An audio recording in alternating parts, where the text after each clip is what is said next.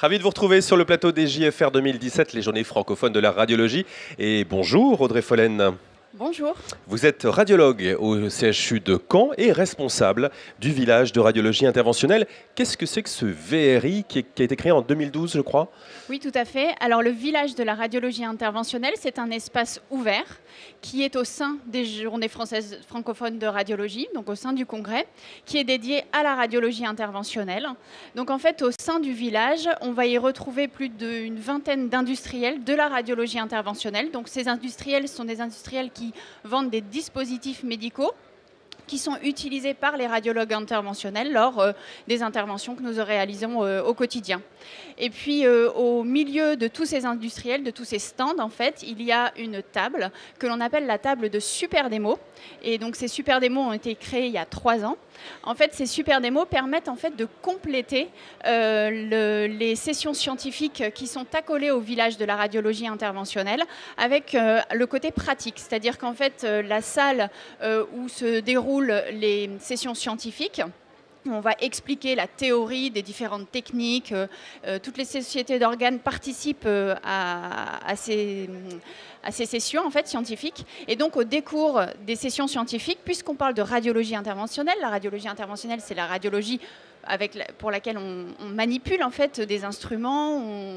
Et donc, on va compléter donc, ces sessions théoriques avec du pratique. Et donc, l'atelier de la table de super démo est au milieu du village et va permettre donc, aux orateurs de présenter leurs techniques, de manipuler les différents dispositifs devant un public qui est assez large, puisqu'on est aux alentours de 150-200 personnes qui assistent à ces super démos. Donc, ça fonctionne plutôt pas mal.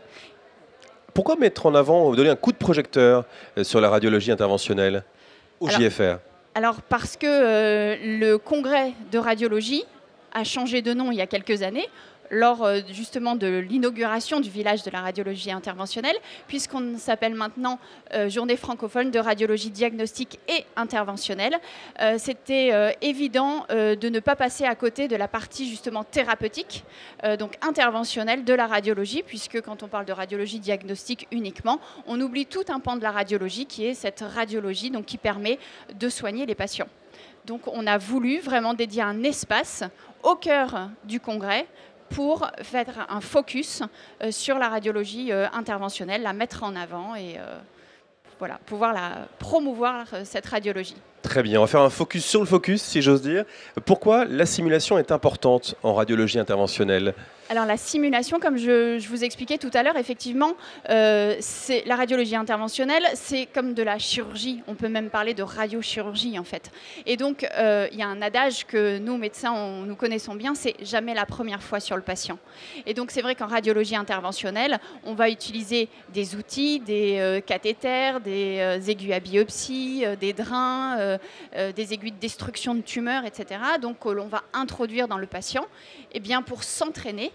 C'est vrai que la simulation va permettre de s'entraîner en amont pour s'entraîner sur le geste, s'entraîner sur les techniques et puis donc être à l'aise et complètement maîtriser les gestes à partir du moment où on va réaliser ces traitements sur les patients. Donc c'est pour un niveau de sécurité maximum, c'est en fait pour se rapprocher de la simulation des pilotes d'avion en fait.